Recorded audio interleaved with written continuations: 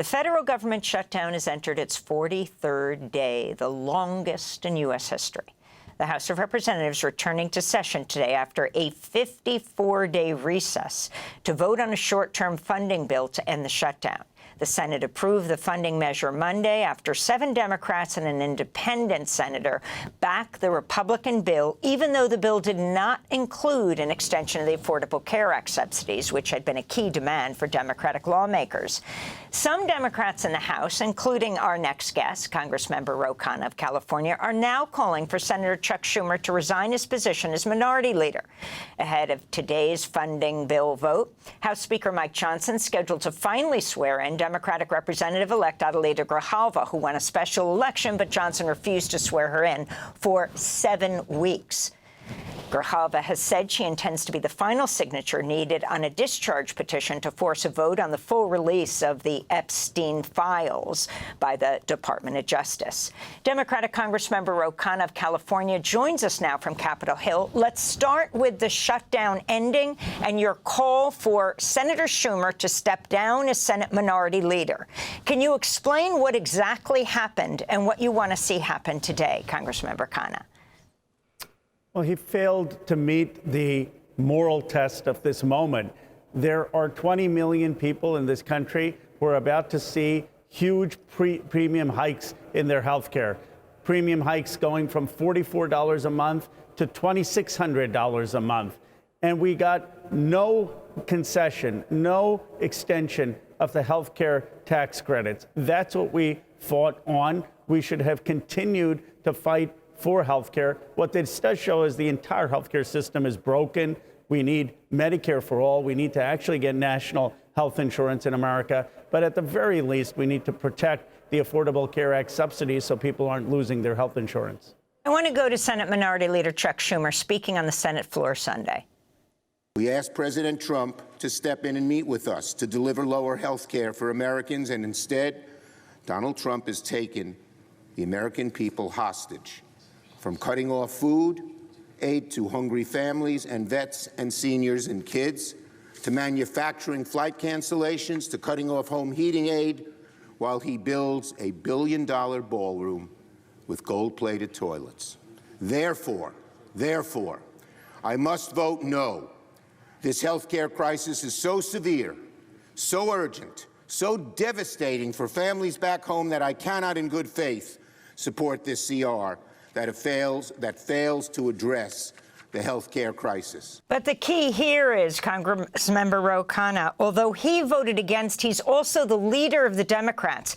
And we now know that since the beginning of this shutdown, they have been meeting, led by New Hampshire Senator Jeanne Shaheen, with the Republicans to work out this deal. The question is, what did Schumer do? While he may not have voted with the defecting group, did he tell them they can't? Well, that's the exact problem. He was consulted every day. Those 8 senators were negotiating. That's not from me. That's from the senators themselves. His number 2, Dick Durbin, voted for the deal. Coincidentally, all the 8 senators are not up for re-election in 2026. So he clearly did not stop them from making this deal, and he very well could have. And look, there are people who were being hurt. He's absolutely right that this president was showing enormous cruelty, taking away SNAP benefits. But the answer to that is not to capitulate, because then he will continue to use that kind of cruelty. The answer to that would have been moral clarity, that we continue to fight in the courts and everywhere for the SNAP benefits, and we continue to make the case that we need health care for the American people. The president was panicking. I mean, he realized that he had lost the election over this. He was talking about ending the filibuster. We caved too soon. So, John Thune, the Senate Majority Leader, has agreed that there will be a separate vote on extending the ACA subsidies. Of course, the Senate could vote that down. The House Speaker has not even agreed to that. So what do you know about what Johnson is going to do? We're talking about, in just a few weeks, subsidies for health for millions of people. Will end, and people will be paying, what, 2, 3, perhaps 4 times what they paid in the past, and ultimately might not be able to have health insurance. Amy, you're right. And Mike Johnson is not going to bring any extension of the Affordable Care Act tax credit. Anyone following Congress knows that. The senators know that. But just to put a human face on this, someone came to me at the airport. He said his father has cancer in Arizona. His father's premium is going up from $44 a month to $2,600 a month. The deductibles are going up from $800 to $6,000. This is going to be, unfortunately, a death sentence for many Americans. It's going to rip away health care from millions of Americans. It's going to expose how bankrupt and morally hollow our private health insurance system is. We need to, of course, get the relief to people like the taxi driver in Arizona by extending the Affordable Care Act tax rates, but this needs to start a conversation in this country for national health insurance. Bernie Sanders was right. This party needs to fight again for Medicare for all. That has to be the solution in this mess. Have Hakeem Jeffries and Chuck Schumer lost the confidence of the Democratic caucus? Well, Chuck Schumer certainly has. Hakeem Jeffries is unifying us and saying we are going to fight the Affordable Care Act for Affordable Care Act tax credits. We are not going to compromise. So he wants to take the fight to Trump and to Johnson. Will Republicans be joining you today? People like Marjorie Taylor Greene, who talked about her son losing or having his benefits increased to a level that is unacceptable? I am in conversation with her and others. Obviously, I've been working closely with her on the full release of the Epstein files. But my hope is that there will be Republicans who see how broken this private health insurance system is and how, on a human level, devastating it's going to be if we don't extend the tax credits. Are they right that we're subsidizing private insurance companies who are making record profits? Yes, but what is the alternative right now? The alternative is for 20 million Americans to lose their health care. So what we need to do is provide these tax credits, but then reform the system. We need to make sure we have national health insurance like every other Western industrial country in the world. And Democrats need to be screaming that from the rooftops right now while people see how utterly morally bankrupt this system is. Let's go to that issue of the Epstein files. Ahead of today's funding bill vote, House Speaker Mike Johnson is scheduled to finally swear in Democratic Representative-elect Adelita Grijalva, who won a special election, but Johnson refused to swear her in for almost 2 months. Grijalva has said she intends to be the final signature needed on a discharge petition to force a vote on the full release by the DOJ of the Jeffrey Epstein files.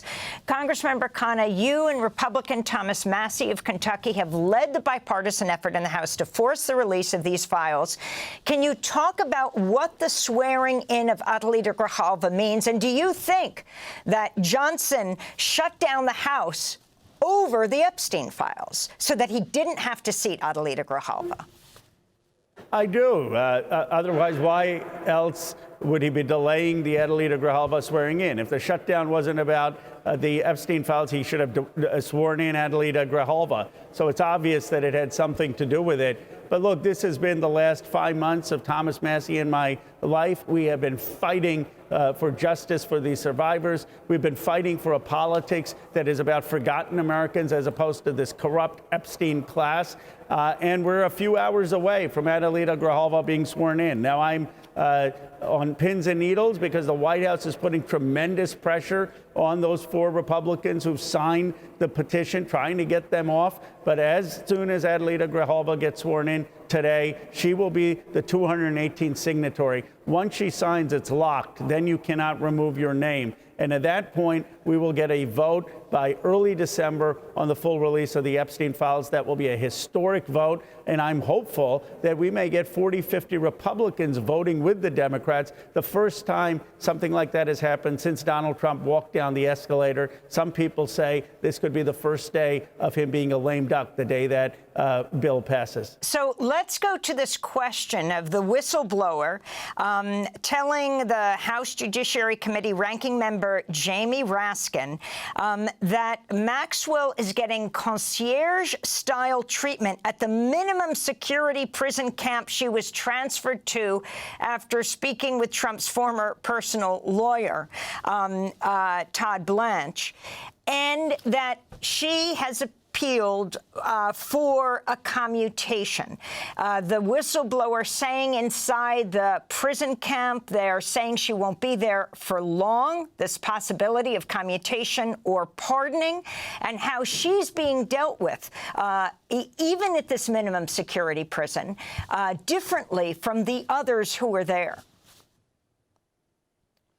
First of all, we need a constitutional amendment in this country to abolish the pardon power. It has been abused dramatically by Donald Trump, by pardoning a crypto billionaire, a foreign crypto billionaire, by pardoning January 6th rioters, and now considering a commutation or pardon of Maxwell. And it was abused by President Biden in what he did with his family and a judge who took kickbacks while incarcerating kids. So this needs to be a consensus. But it is offensive what Trump is considering doing with Maxwell. The survivors who I've talked to go in detail about how Maxwell was part of the abuse and rape of underage girls. They are so horrified that someone who did this to them may be pardoned or commuted.